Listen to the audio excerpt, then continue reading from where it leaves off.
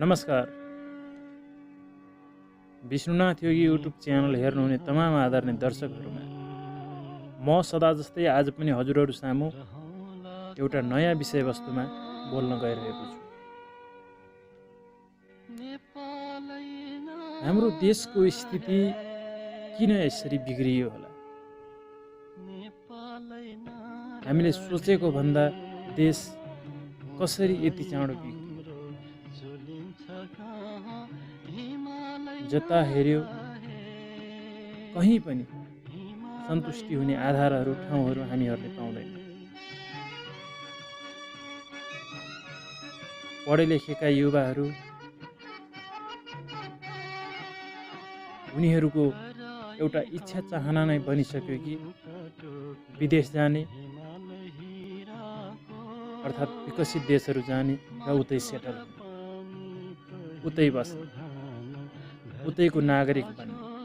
यति साह्रो मोह किन होला? जहाँ कि संसारकै उत्कृष्ट देश भनिन्छ प्राकृतिक स्वरूपले नेपाललाई। अत्यन्त प्राकृतिक स्रोत साधन हुँदाहुँदै पनि नेपालीहरू विदेशी भूमिमा नै जान खोज्नु, विदेशमा जानको लागि लालायित हुनुको मुख्य कारण के होला? म आज यसै विषयमा केही कुराहरू बोल्न गइरहेको छु। यस च्यानललाई हेर्दै हुनुहुन्छ भने सब्सक्राइब, कमेन्ट, सेयर गर्न नबिर्सनु होला आदरणीय साथीहरू। सबैभन्दा नीतिको पनि मूल नीति यदि राजनीति सही ढङ्गले अगाडि बढेन र युवालाई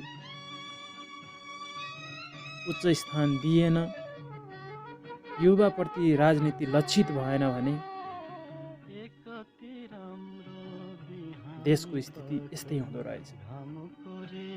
र युवाहरू जति सक्यो पलायन हुन खोज्दा रहेछ। पढेर लेखेर सिकेर पनि कुनै स्थान नपाउने यदि कुनै देश छ भने नेपाल नै हो। र कुनै त्यस्ता अत्यन्त निरीह युवाहरू छन् भने नेपालकै होला।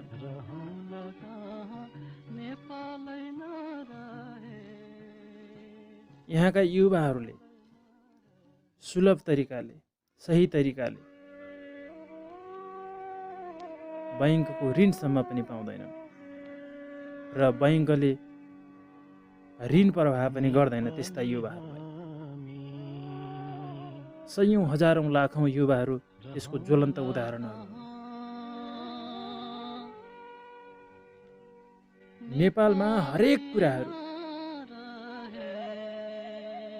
हरेक परिस्थितिहरू बिग्रिँदै गइरहेका छन्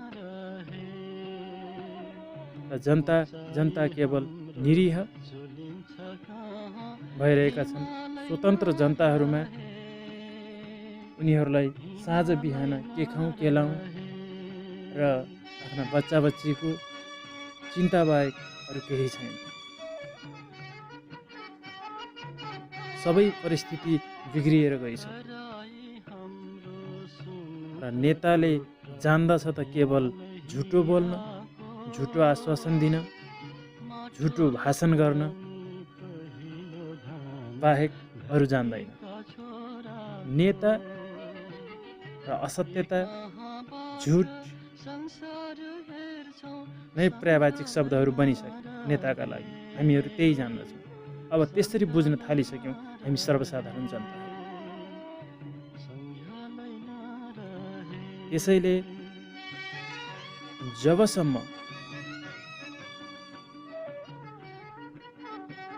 एउटा शरीर चलनलाई मानसिक अवस्थाले मानिस तन्दुरुस्त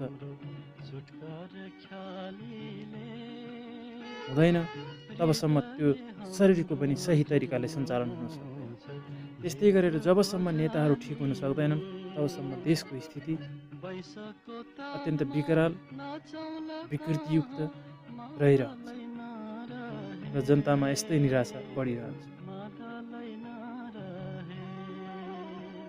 युवाहरूलाई सही तरिकाले यसरी नै सही परिस्थितिमा ल्याउन सकिएन भने भन्न सकिन्न भोलिको दिनमा नेपालको स्थिति के होला। हामी कल्पना पनि गर्न सक्दैनौँ र सोच्न पनि सक्दैनौँ। पुर्खाले पानीको घुटको खाएर हाम्रा पूर्वजहरू लडेर बनाएको यो देश, जोगाएको यो देश अहिले कसैका भतुवा भरौटे विधर्मी विजाति फिरङ्गीहरूको लहलहीमा लागेर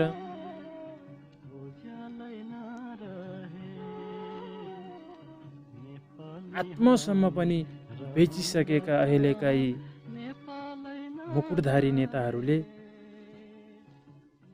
देश जनताको अस्तित्व नै मेटाउन थालिसकेका छन् र सम्पूर्ण युवाहरू, सम्पूर्ण नेपाली जनताहरू जसले देशको माया गर्नुहुन्छ, जो देशप्रति समर्पित हुनुहुन्छ, अब जुरुक्क उठ्न र एउटा आँधीबेहरी सिर्जना गर्न अत्यन्त जरुरी छ र एकदमै दृढ सङ्कल्पका साथ नेपाललाई चिनेर, नेपाललाई जानेर नेपालमा के सुहाउँछ त्यस्तो परिस्थिति सिर्जना गर्न र त्यस्तो व्यवस्थाको लागि कटिबद्ध एकबद्ध हुन जरुरी छ। धर्म, कर्म, मर्म सबै बेचिसके नेताहरू यदि कसैलाई मेटाउनु छ भने सबैभन्दा त्यसको अगाडि संस्कार संस्कृतिमा आक्रमण गर्नुस् ताकि त्यसलाई मार्नु पनि पर्दैन, आफै मरेर जान्छ। हामीहरू त्यस्ता भइसक्यौँ।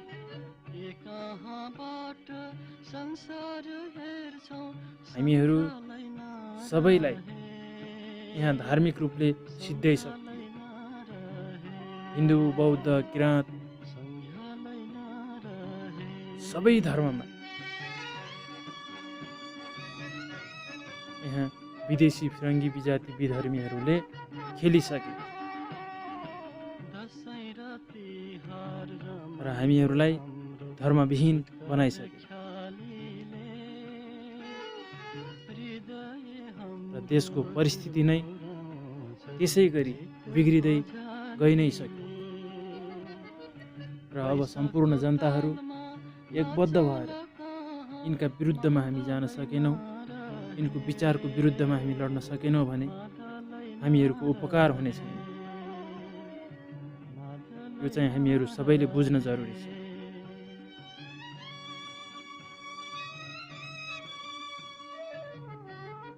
जबसम्म कुनै पनि देशको शिक्षा, संस्कार, संस्कृति, धर्ममा विदेशीले लगानी गर्यो, विदेशीले खेल्यो भने यो देश नै रहँदैन।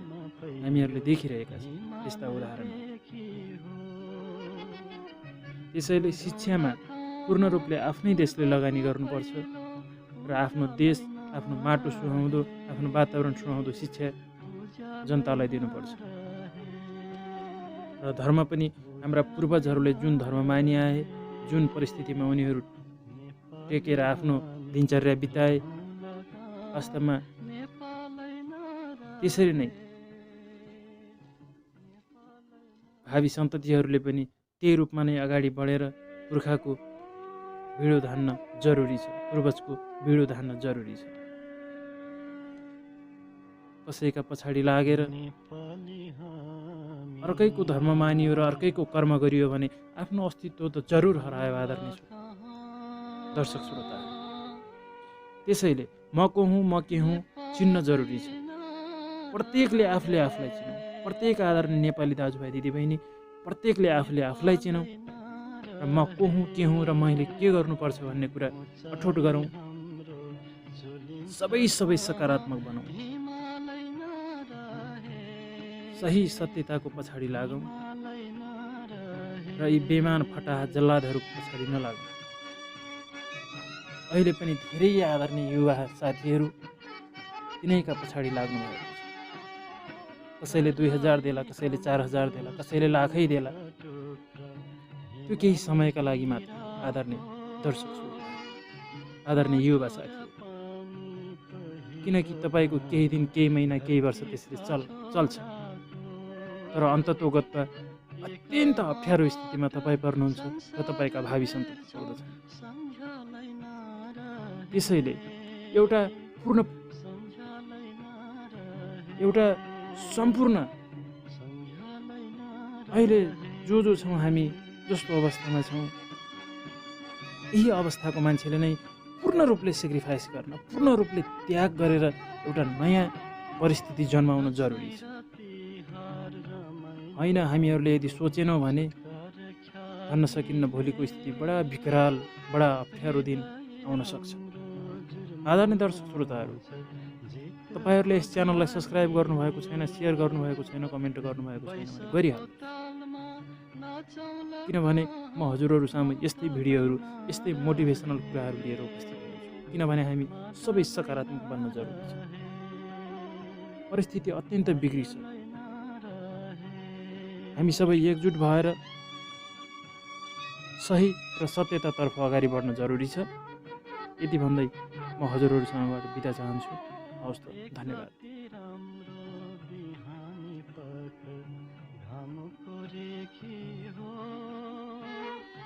सभ्यता पहिलो संसारमा पहिलो हिमाल देखि